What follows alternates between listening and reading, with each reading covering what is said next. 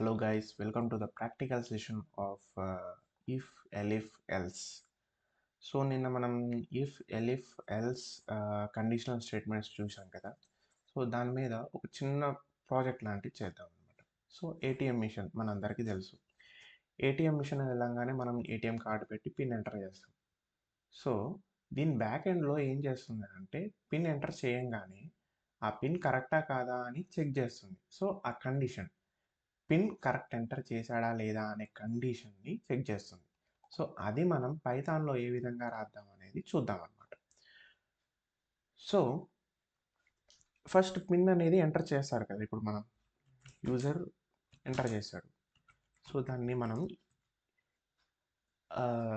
పైథాన్లో ఏ విధంగా ఇన్పుట్ తీసుకోవాలో చూద్దాం. సో దానికి మనం ఇన్పుట్ అనే ఒక ఫంక్షన్ని మెథడ్ని ఉపయోగిస్తాం అన్నమాట.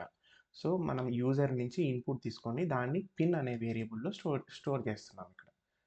సో మనకి మెసేజ్ ఏమి అవుట్పుట్ చూపించాలి మనకి ఇప్పుడు ఏటీఎంకి వెళ్ళినప్పుడు ప్లీజ్ ఎంటర్ యువర్ పిన్ అని చూపిస్తుంది కదా, అదే పెడతాం. Enter pin number. ఓకే,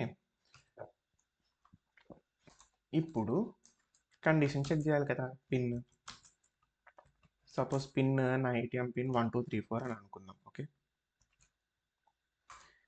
ఆ పిన్ కరెక్ట్గా ఎంటర్ చేస్తే ఆ కండిషన్ ఎప్పుడైతే ట్రూ అవుతుందో, ఈ కండిషన్ ట్రూ అవుతుందో అప్పుడు ఇఫ్లో ఉన్న కోడ్ బ్లాక్ ఏదైతే ఉంటుందో ఆ కోడ్ ఏమైతే రాస్తామో అదంతా కూడా ఎగ్జిక్యూట్ అవుతుంది. సో ఫస్ట్ మనం పిన్ కరెక్ట్గా ఎంటర్ చేయగానే మనకి ఏం స్క్రీన్ మీద వస్తుంది, వెల్కమ్ టు, సపోజ్ ఇది bank of Baroda bank account అనుకుందాం. Okay, welcome to bank of Baroda. Okay, ఇది ఒకసారి చెక్ చేద్దాం ఎలా రన్ అవుతుంది. Enter your pin number 1234. Okay, welcome to bank of Baroda. Yes, fine, బాగానే చెక్ చేసాం. సో దాని తర్వాత మనకి ఏంటి, కొన్ని ఆప్షన్స్ చూపిస్తుంది కదా, మెనూ ఆప్షన్ అని. సో అది కూడా మనం ప్రింట్ చేద్దాం. Print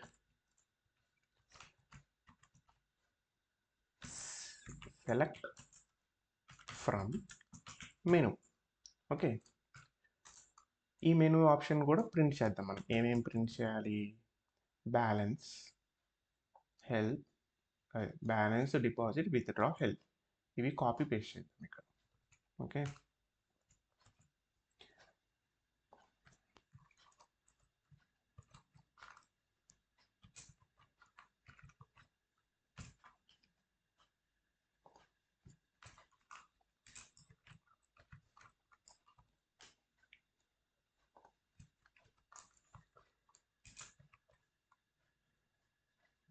okay, fine.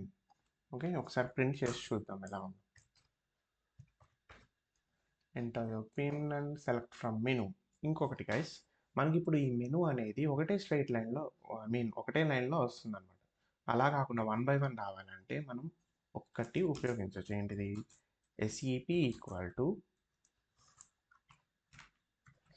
/n అంటే new line character. New line next లైన్కి వెళ్ళాలంటే separate these things with new line అంటే ప్రతి ఒక్కటి 1 2 3 4 అనేది న్యూ లైన్తో సపరేట్ అవుతుంది అనమాట. ఒకసారి రన్ చేసి చూద్దాం. Okay, there is something problem I guess. Yeah, ఇది /n కాదు, ఈ /n పెడితే కరెక్ట్ వస్తుంది. ఎస్,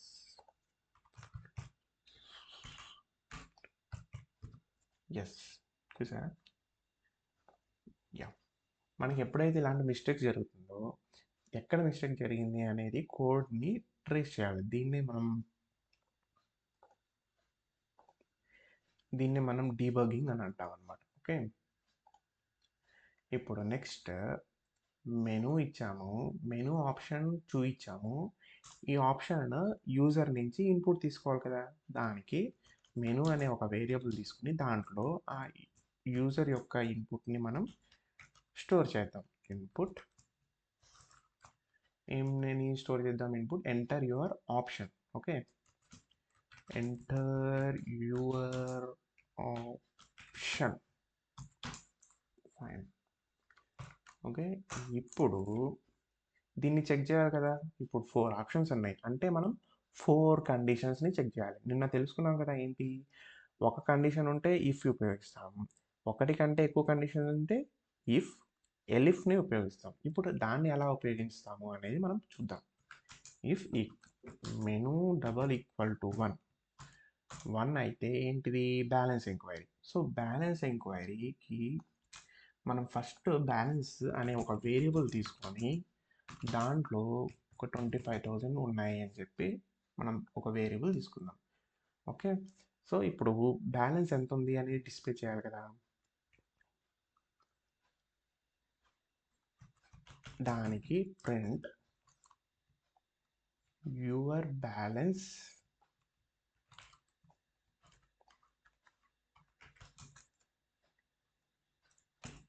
కరెంట్ బ్యాలెన్స్ అనమాట.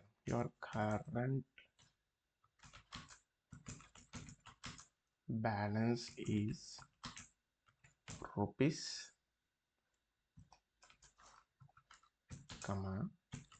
బ్యాలెన్స్. ఇప్పుడు ఎప్పుడైతే ఇలా ఇచ్చామో ఈ బ్యాలెన్స్ అనే వేరియబుల్లో ఏదైతే అమౌంట్ ఉందో అది ఇక్కడ ప్రింట్ అవుతుంది అనమాట. ఓకే, ఒకసారి దీన్ని టెస్ట్ చేసి చూద్దాం కరెక్ట్గా వర్క్ అవుతుందా లేదా అని.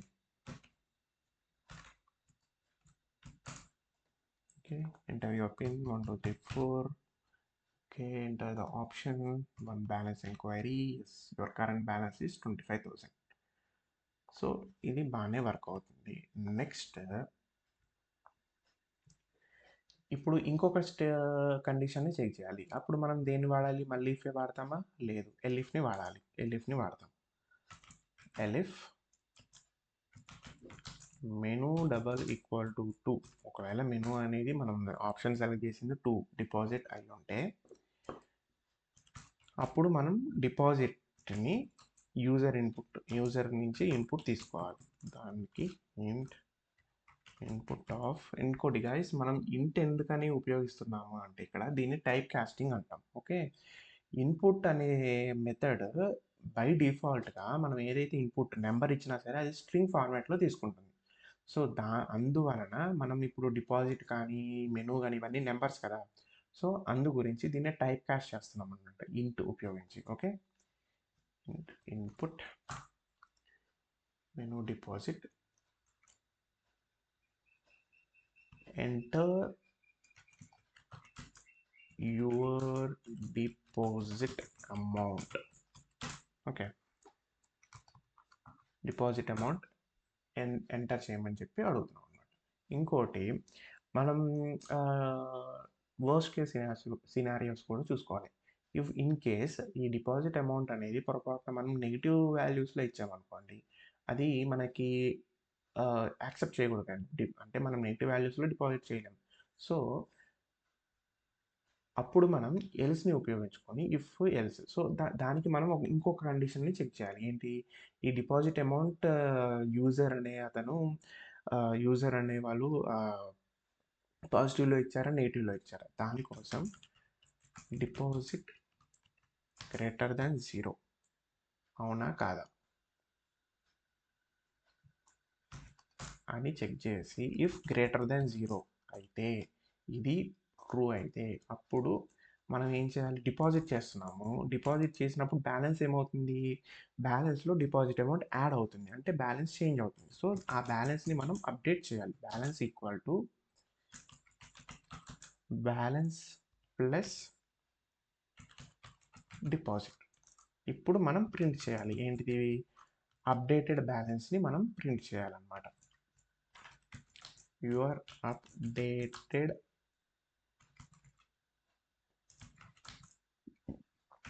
బ్యాలెన్స్ ఈజ్ రూపీస్ అని ఎంత బ్యాలెన్స్ అయితే అప్డేట్ చేస్తామో ఆ బ్యాలెన్స్ మనం ఇక్కడ చూపించుకోవాలి. Okay, next in case deposit amount అనేది మనం నెగిటివ్లో ఎంటర్ చేసి ఉంటే అప్పుడు మనం ఇంకొక ఇన్పుట్ని ఇంకొక ప్రింట్ని మనం ఉపయోగించి ఇన్వాలిడ్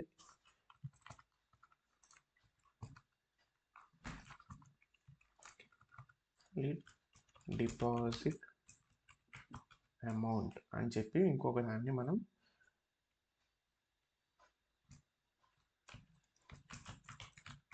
ఇన్పుట్ అని చెప్పి ఇస్తే ఇంకా క్లియర్గా ఉంటుంది. ఓకే, ఇంకొక స్టేట్మెంట్ మనం డిస్ప్లే చేయాలన్నమాట.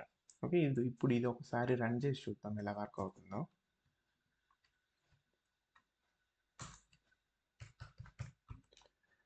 Balance enquiry 25,000 balance is this. Balance enquiry type చేసాం కదా, so sorry.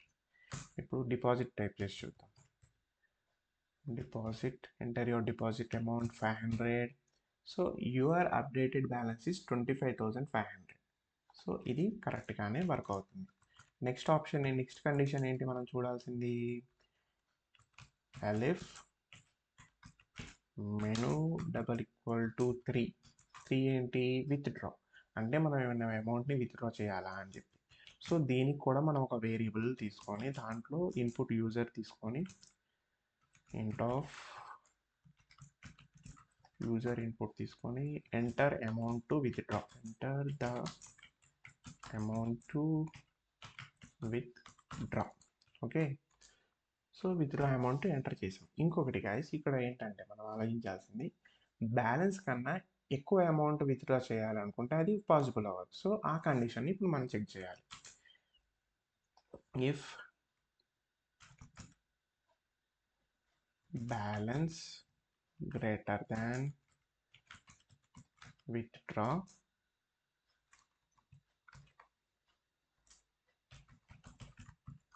Print. Okay, greater than withdraw ఉంటే అప్పుడు మనం విత్డ్రా చేయొచ్చు కదా. విత్డ్రా చేసినప్పుడు బ్యాలెన్స్ మళ్ళీ అప్డేట్ అవుతుంది, బ్యాలెన్స్ తగ్గుతుంది కదా. సో ఆ అప్డేటెడ్ బ్యాలెన్స్ని మనం ఇక్కడ మైనస్ చేయాలి.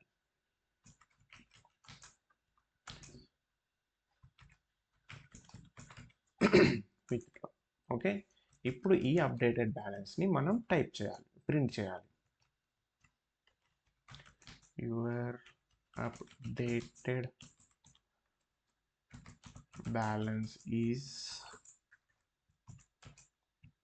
రూపీస్. అప్డేటెడ్ బ్యాలెన్స్ కదా, బ్యాలెన్స్ కమా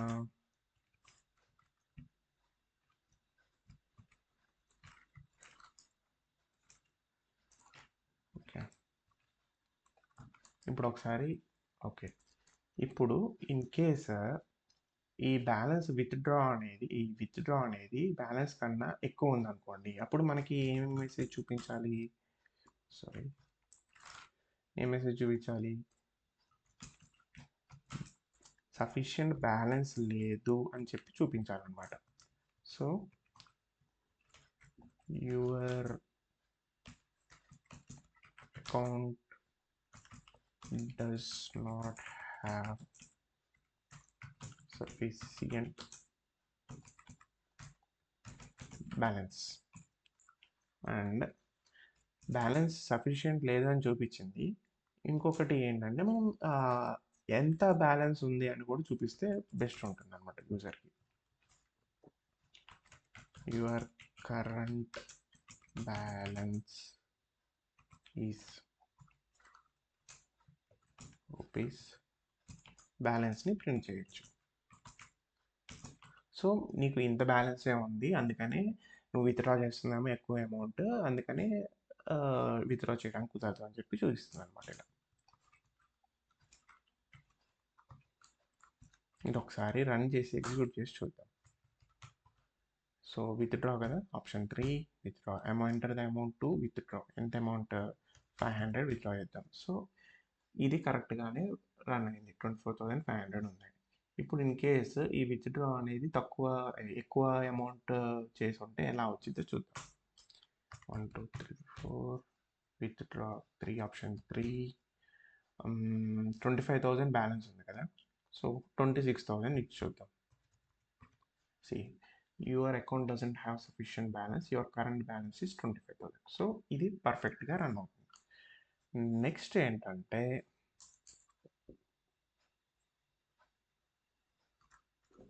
ఇంకో కండిషన్ ఏంటిది? Help menu double equal to 4 అయితే ప్రింట్ హెల్ప్ కదా, సో ఇది జస్ట్ ప్రింట్ చేస్తుంది అనమాట. Okay, help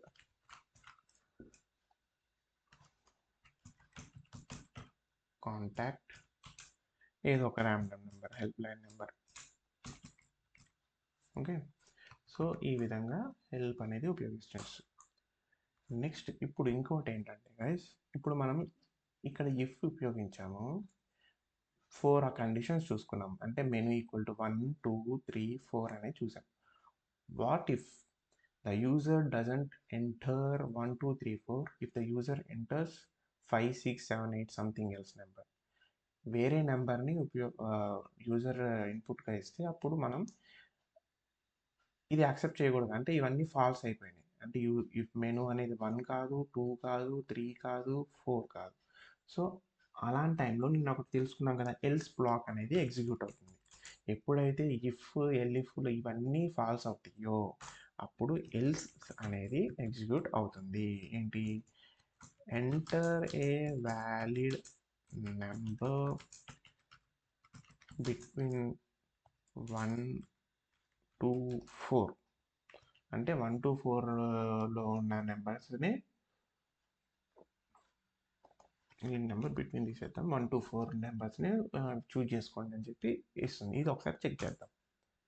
enter the pin 1 2 3 4. ఇప్పుడు బ్యాలెన్స్, సారీ 4 ఆప్షన్స్ ఉన్నాయి కదా, ఈ ఆప్షన్స్ బదులు 5 ఇచ్చి చూద్దాం. సో ఇక్కడ ఈ ఎల్స్ అనేది ప్రింట్ అయింది, ఇవన్నీ ఫాల్స్ అయ్యాయి. సో ఇవేవి ప్రింట్ అవ్వకుండా డైరెక్ట్ ఈ ఎల్స్ అనేది ప్రింట్ అయింది అనమాట. 4 enter a valid number 1 to 4.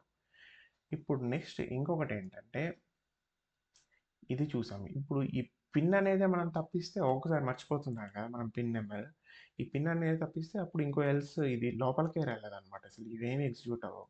అప్పుడు ఇంకొక ఎల్స్ ఉపయోగించాలి కదా, అది ఎలా అంటే else print enter valid pin. ఇది ఒకసారి ఎగ్జిక్యూట్ చేసి చూద్దాం, 1 5 6 8. సో ఇవేమీ ఎగ్జిక్యూట్ అవ్వాలి, ఇదే ఫాల్స్ అయిపోయింది. సో ఈ లోపల కోడ్ బ్లాక్ ఏమీ ఎగ్జిక్యూట్ అవ్వకుండా డైరెక్ట్ ఈ ఎల్స్ అనేది ఎగ్జిక్యూట్ అయింది అనమాట, enter valid pin. Okay guys, ఇది ఈరోజు మనం conditional statement if, elif, else ఎలా ఎగ్జిక్యూట్ చేస్తాం, ఎలా ప్రాక్టికల్గా ఉపయోగిస్తాం అనేది చూసాం. ఇంకా నెస్టెడ్ ఇఫ్ కూడా చూసాం అనమాట, ఇఫ్ లోపల ఇఫ్, ఎల్ఇఫ్ లోపల మళ్ళీ ఇంకో if. So nested if blocks కూడా చూసాం అనమాట. So that's it guys, and see you soon. Bye. Take care.